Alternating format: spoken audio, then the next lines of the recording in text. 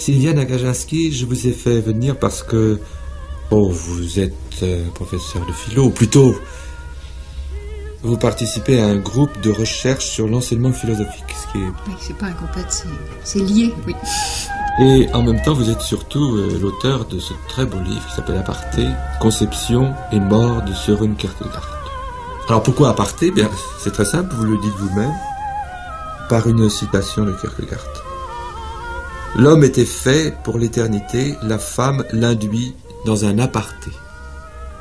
Et puis la deuxième citation, c'est « Comme les femmes juives tenaient à déshonneur d'être sans enfants, les chrétiens devraient de même se sentir déshonorés d'être sans larmes, qui comme les enfants sont les dons de Dieu, et prier comme Rachel que Dieu veuille bien ouvrir cette matrice de l'homme céleste et ses viscères, et par les mouvements profonds du cœur rendre témoignage qu'il y a eu conception. » C'est trop beau. Oui, c'est-à-dire que il y a une pluralité là, de sens de la conception qui m'intéressait, sur lequel on reviendra probablement tout à l'heure, mais qui joue au moins sur la conception comme enfantement, comme génération, sur la conception aussi comme création poétique et conception philosophique, concept, si on distingue. Quant au mot aparté, vous avez bien fait de rappeler cette citation concernant l'aparté dans lequel la femme entraîne l'homme, ce que Kierkegaard ne lui pardonne pas d'ailleurs, mais parce que peut-être il est déchiré entre plusieurs appels ou plusieurs apartés possibles.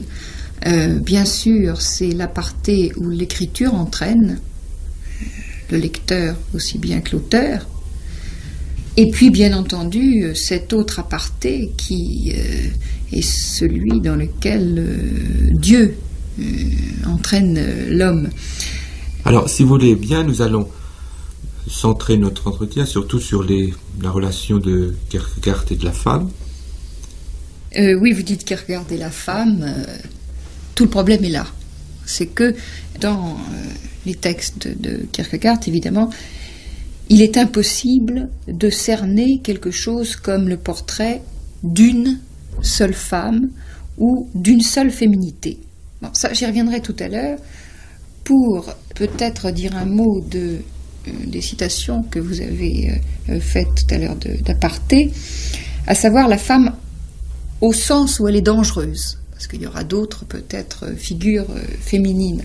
Mais il y a un sens où elle est extrêmement dangereuse, et c'est ce sens qui prendra de plus en plus d'importance chez Kierkegaard, avec ce fameux thème de la dévoration, où les femmes entrent à l'intérieur d'une sorte de conjuration universelle, où elles se lient à l'Église, à l'État, enfin, à toutes les forces mondaines, pour écraser l'esprit et pour dévorer l'homme. En quel sens? Bien, au sens où, effectivement, elle veut forcer l'homme à vivre. Non seulement à vivre avec elle, mais à vivre tout court. C'est-à-dire qu'elle veut l'empêcher de mourir, l'empêcher de se sacrifier, ce qui est le destin de l'homme en tant qu'esprit, en tant que chrétien, pour Kierkegaard. Donc, elle est dangereuse au sens où elle veut le priver de sa mort et se réapproprier l'homme en le faisant entrer, eh bien, disons, dans la famille. C'est-à-dire que pour Kierkegaard, la femme est dangereuse, en particulier, en tant que femme et que mère de famille, où elle représente, si vous voulez, la figure, j'aurais presque tendance à dire, de l'hégélianisme, au sens où c'est elle qui est la figure de la réappropriation. Pourquoi aussi elle est égoïste, elle s'aime à travers ses enfants, et si on considère que la famille pour Hegel est une figure de la dialectique, si vous voulez, enfin bon, pour dire ça très vite, pour Kierkegaard, on pourrait dire que la logique de la réappropriation, c'est une logique féminine. En un sens, pour Kierkegaard, la dialectique hegelienne serait féminine, alors que pour Hegel, c'est l'esprit qui ça, c'est la féminine. bon. Il me semble aussi, j'ai la même lecture que vous sur ce point, mais c'est pas si simple que ça. Non, bien sûr. C'est pas si simple que ça. C'est une des visions là, de Kierkegaard. Alors, je vous jette deux pôles là. Le pôle androgyne, c'est-à-dire qu'il se sent femme, il le dit à plusieurs reprises, et puis d'autre part, il dit que la femme a un pouvoir que l'homme n'a pas, qu'elle est plus naturellement incitée à la sensualité, et qu'elle est aussi plus naturellement incitée à la spiritualité, donc... Enfin, il y a toute une ambiguïté là. Oui, la féminité est sans arrêt divisée, tantôt bonne, tantôt mauvaise, et le problème de Kierkegaard, me semble-t-il, c'est d'échapper à toutes ces féminités qu'il retrouve partout, et finalement à être dans une sorte de dénégation de cette féminité. Alors vous avez raison, il dit quelque part, non pas qu'il est une femme ou qu'il voudrait en être une, là c'est toujours le contraire qu'il dit, mais tout de même, par exemple, il y a cette phrase « Quel bonheur digne d'envie que d'être une femme ». Contrairement à la femme dont je viens de parler, à la mère de famille de réappropriation, vous avez quelque part l'image de la femme naturellement chrétienne. Alors, là, c'est très compliqué parce que, naturellement, la femme, selon Kierkegaard, quelque part, elle est tout abandon, toute soumission, tout sacrifice, et en ce sens, elle est une image de l'exigence chrétienne. Mais Kierkegaard nous dit, elle l'est tellement naturellement qu'elle ne l'est pas. C'est-à-dire qu'elle l'est beaucoup trop naturellement pour se sacrifier effectivement. En d'autres termes, seul l'homme peut faire véritablement acte de sacrifice parce que lui n'est pas presque spontanément ou naturellement sacrifié, si vous voulez. C'est la fameuse image de la pécheresse. L'image de la pécheresse, et à propos de laquelle il dit ceci. Mais la femme, de son côté, possède une chose unique, à savoir justement que son élément est l'un.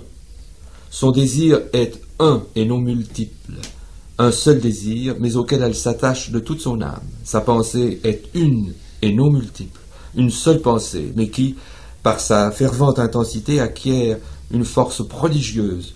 Sa douleur est une et non multiple, une seule douleur, mais si profondément ancrée dans son cœur, que cette douleur est infinie et que les autres ne sont rien. C'est le cas de la pécheresse. Si telle est la femme, il semblerait qu'elle soit plus naturellement religieuse que l'homme, mais précisément c'est de l'être plus naturellement qu'elle l'est toujours moins que lui. Le véritable christianisme exige la vérité. Kierkegaard insistera toujours beaucoup sur ce point. Naturellement passive, faible, muette, la femme ne peut connaître la véritable castration religieuse. C'est pourquoi la femme peut être un modèle de religiosité sans être véritablement religieuse, sans l'être jamais autant que l'homme qui ne l'est pas naturellement. Et c'est ça, l'homme ne l'est pas naturellement, donc il peut l'être, il peut le devenir, il a la possibilité d'opérer cette fameuse castration-sacrifice, à supposer qu'on puisse faire rapidement cette équivalence sacrifice-castration, mais enfin, elle a sa pertinence, et par conséquent, viril équivaut absolument pour Kierkegaard à possibilité de castration. Donc le christianisme peut seulement être, disons, l'affaire de l'homme, parce que seul l'homme a la possibilité de se châtrer, et c'est là sa puissance. Avant que nous poursuivions, je tiens à dire ça. La grâce, elle l'a en effet, 2 points, elle est belle. C'est très beau. Et vous dites dans votre livre que je crois l'avoir vue peinte par Fuseli. Il se la représente. Et puis non plus, il ne faut pas oublier, il y a Régine là, sûrement derrière toute cette argumentation. Donc ça n'est pas de la philosophie, tout cela, c'est du vécu.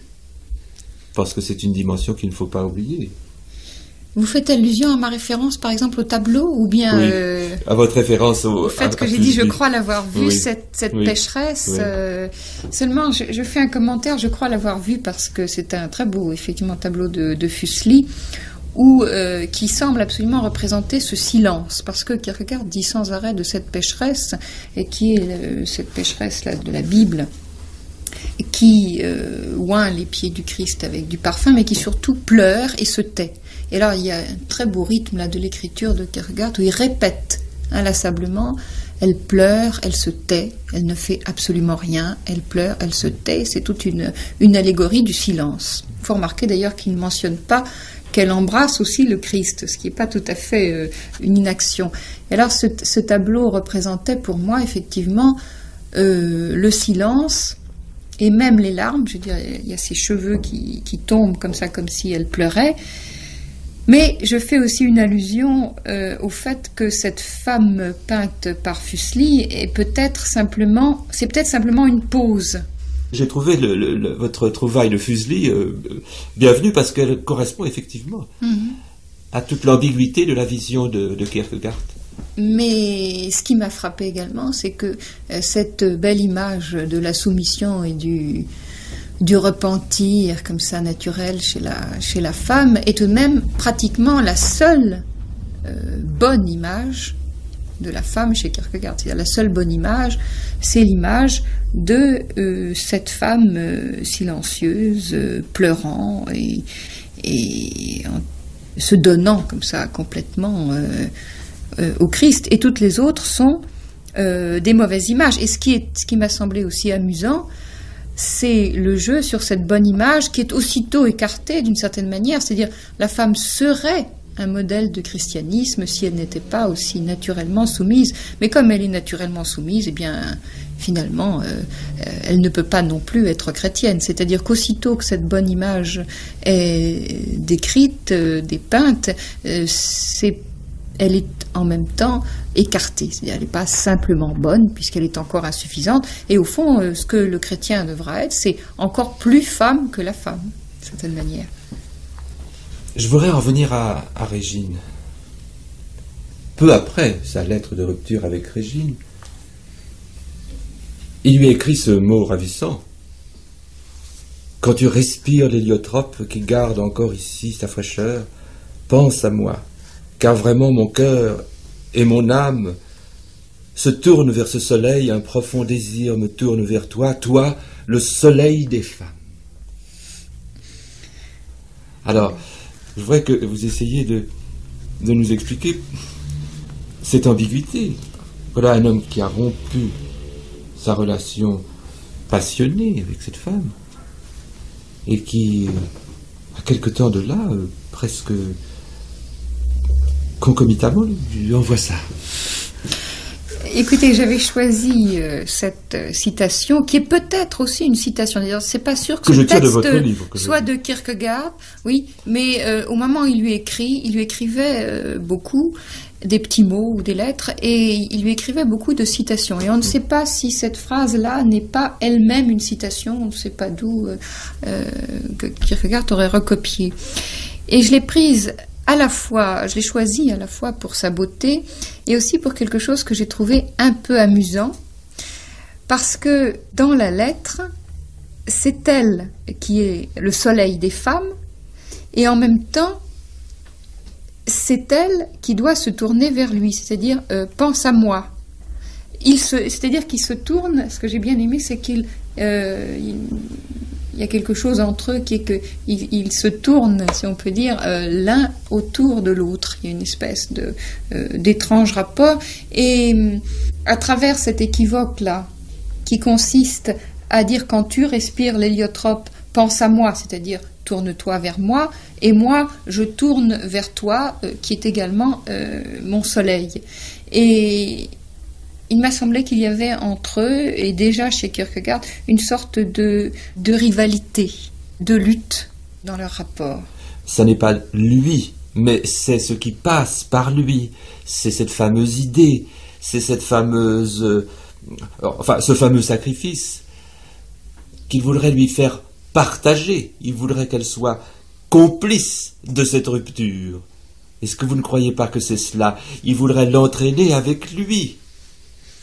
Oui, on a toujours la duplicité là. Il aurait voulu qu'elle soit complice de la rupture. Et d'une certaine manière, on a parfois l'impression qu'il lui parle toujours au futur antérieur et que même quand ils ne se sont pas encore séparés, il a déjà mis les choses à distance. Et d'un autre côté, quand effectivement elle a admis la séparation, quand elle a épousé Schlegel, et qu'il a commencé à agiter dans son esprit et à tenter des rapprochements, une fois qu'elle était mariée, il disait peut-être maintenant souhaiterait-elle un apaisement, une sorte de réconciliation. Il va même jusqu'à s'imaginer qu'elle s'est mariée uniquement pour pouvoir le revoir lui.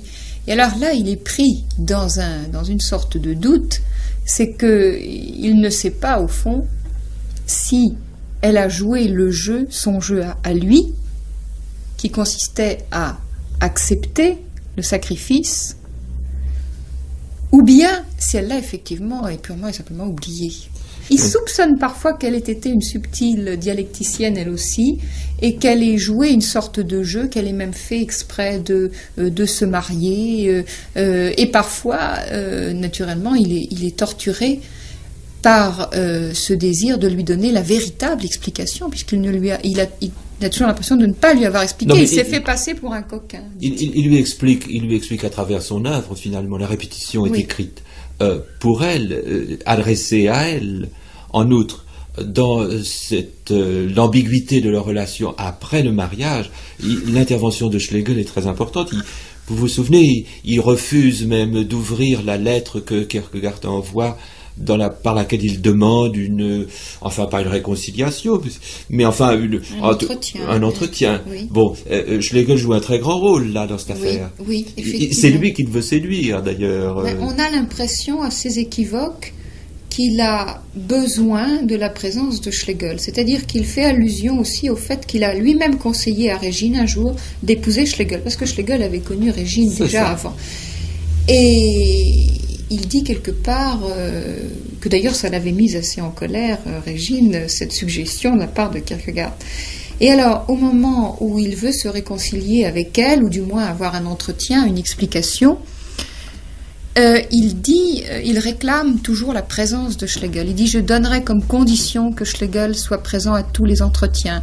Il écrit à Schlegel, qui n'apprécie pas du tout d'ailleurs ces procédés, et qui lui répond, comme vous le dites, que la lettre d'un commun accord avec sa femme, Régine, n'a pas été ouverte. Donc il se heurte là à un refus catégorique de Schlegel, mais il semblerait, il y a des textes qui disent s'il m'avait compris, j'aurais presque été un domestique à ses pieds, en parlant de Schlegel. Et il dit aussi, c'est de lui que j'aurais voulu me faire comprendre. Et assez curieusement également, mais là on entre un peu dans l'interprétation de la biographie, ce qui peut toujours être contestable, il décide vraiment d'essayer de revoir Régine après la mort de son père à elle, conseiller Olsen, qu'il aimait et qu'il admirait beaucoup. Et alors c'est après l'échec de sa tentative de réconciliation avec le père Olsen, le père de Régine, c'est lorsque finalement cette tentative de réconciliation échoue complètement qu'il se tourne au fond vers Schlegel, un petit peu comme si là il y avait, je dis bien comme si, il y avait là différents rôles paternels absolument nécessaires entre Kierkegaard et Régine. Alors ce point sur lequel je voudrais revenir pour finir, c'est celui de la procréation. Ainsi, la reproduction au sens de procréation devient-elle l'objet des plus terribles injures, écrivez-vous. La mère représente l'égoïsme borné, l'attachement à une progéniture de chair. Elle est la lionne, entre guillemets, voire la truie avec sa portée. Tandis que revient à l'homme la forme spirituelle de la reproduction, la répétition et le dédoublement dialectique. Oui, alors c'est assez étrange cet acharnement, dans la mesure où le poète est souvent, chez Kierkegaard et chez Nietzsche aussi par exemple, comparé dans son rapport avec son œuvre à par exemple l'accoucher devant l'enfant qu'elle a mis au monde. Et là il y a toute une métaphore de la conception et de la création où la femme enceinte ou la mère représente le poète, et même Dieu, parce qu'il y a aussi, quelque part, le poète est comme Dieu, il laisse pousser sa création, comme aussi la femme laisse pousser en elle, si on peut dire, son enfant. Si bien qu'on peut voir un renversement ici du type procréation charnelle, si vous voulez, et puis conception spirituelle, l'une étant la rivale de l'autre et l'une étant absolument incompatible avec l'autre. Et en même temps, l'autre lui servant d'image. Mais si on allait aussi plus loin, on pourrait se demander s'il n'y a pas là quelques dénégations de la féminité, c'était une de mes hypothèses, et s'il n'y avait pas dans le mépris des femmes quelques rejets d'envie ou de désir d'être femme à cause des positions que cela implique, à cause de cette image créatrice de la femme. D'autre part, il parle de la création comme de l'enfantement de son propre père aussi. Celui qui travaille enfante son propre père. Il se réfère encore à la Bible, si bien que pour lui, la femme mère est une femme virile. Et ça, c'est une position, une femme virile, ou plutôt un père, une sorte de père, comme si la femme non seulement rivalisait avec le poète, l'écrivain d'une certaine manière, mais rivalisait même avec Dieu lui-même. Donc, elle doit être exclue aussi parce que, je pense, elle est enviée, parce qu'elle est désirée, et on ne comprend pas cette exclusion si on ne voit pas toutes les divisions dont la femme est affectée, c'est-à-dire ce que j'appelais tout à l'heure, toutes ces bonnes et ces mauvaises images. Et finalement, elles sont toutes mauvaises et on a l'impression qu'il n'y a plus... on ne sait pas qui est l'homme dans tout ça. Comme si, un petit peu comme si l'homme n'avait plus qu'une possibilité, c'est d'être une sorte particulière de femme. Oh, c'est ça, on ne sait pas qui est l'homme, on ne sait pas qui... Et ça, il reprend l'idée socratique dans le concept d'ironie, où Socrate parle de ce point et il dit qu'on ne peut arriver à l'idée que si on abolit la différenciation sexuelle. Vous vous souvenez? Oui, c'est-à-dire que oui, toutes ces mauvaises images conduisent à l'impossibilité, au rejet finalement de la différence sexuelle comme telle, à l'indifférencier. Et cette indifférenciation sexuelle permettant la manifestation de l'idée. Oui, et d'un être qui serait tout spirituel. Seulement le paradoxe, c'est que quand même, dès qu'on parle d'indifférence sexuelle, comme par hasard, elle devient le propre de l'un des deux sexes. Pour Kierkegaard, finalement, le sexe, en français aussi ça marche comme ça, le sexe, le beau sexe, finalement le sexe devient la femme, et d'une manière tout à fait illogique, si on peut, l'homme devient sexuellement indifférencié. Donc les deux sexes sont curieusement maintenus, mais il y en a un qui reste un sexe, pour être plus ou moins rabaissé, et l'autre, si on peut encore dire l'autre, puisqu'ils ne sont plus dans cette opposition différentielle, mais l'autre n'est plus du tout le sexe, n'a plus de sexe. Ce serait un homme même pas châtré, mais sans sexe du tout. Mais ce qui m'intéresse dans tout ça, c'est la manière dont jouent ces oppositions et dont elles jouent dans un certain code qui est encore le nôtre.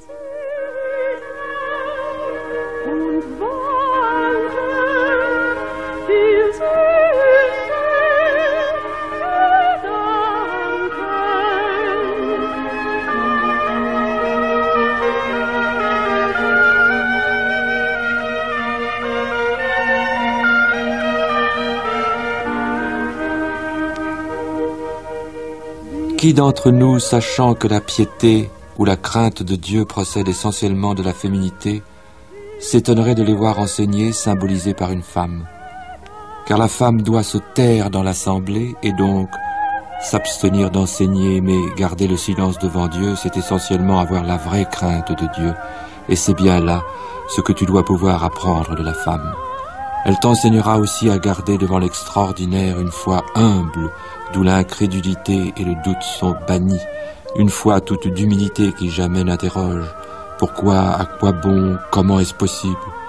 Mais crois humblement comme Marie et dis, voici, je suis la servante du Seigneur. Elle le dit, mais regarde le dire, c'est vraiment garder le silence. La véritable intelligence de la parole, une femme te l'enseigne. Marie, qui sans comprendre ce qu'il disait, gardait cependant toutes ces choses en son cœur. Ainsi, elle n'exigeait pas de comprendre d'abord, mais silencieuse. Elle cachait la parole là où elle devait l'être, cette bonne semence dont un cœur honnête et bon est assurément la vraie demeure. C'est donc une femme qui t'enseignera comment l'on s'afflige en vérité de son péché. C'est cette pécheresse dont les nombreux péchés n'existaient plus car ils étaient depuis longtemps oubliés, tandis qu'elle-même devenait à jamais inoubliable. Et comment en serait-il autrement alors que, à cet égard, on peut prendre une femme pour modèle? Certes, l'homme est plus riche de pensée que la femme, mais ce n'est pas là absolument un avantage, tant il en a d'incomplètes. Certes, l'homme est plus fort que la femme, toute faiblesse. Il a beaucoup plus de ressources et d'ingénieux recours, mais la femme de son côté possède une chose unique, à savoir justement que son élément est l'un. Son désir est un et non multiple, le seul désir mais auquel elle s'attache de toute son âme. Sa pensée est une et non multiple, une seule pensée, mais qui, par sa fervente intensité, acquiert une force prodigieuse. Sa douleur est une et non multiple, une seule douleur, mais si profondément ancrée dans son cœur que cette douleur est infinie et que les autres ne sont rien. Une seule douleur, une seule, mais insondable. Comme la pécheresse, elle pleure son péché. Qu'est-ce que le sérieux? L'homme en a peut-être davantage quand il pense, mais s'agit-il de sentiments, de ferveur ou de décision, de ne point y couper court et de se faire entrave à soi-même sous prétexte de pensée, de projet ou de résolution dont on cherche à s'abuser en effleurant la décision sans véritablement la prendre. La femme a alors dans ce domaine plus de sérieux, mais justement la décision, au sens religieux s'entend, et surtout dans la mesure où elle conduit à s'affliger de son péché, voilà le sérieux.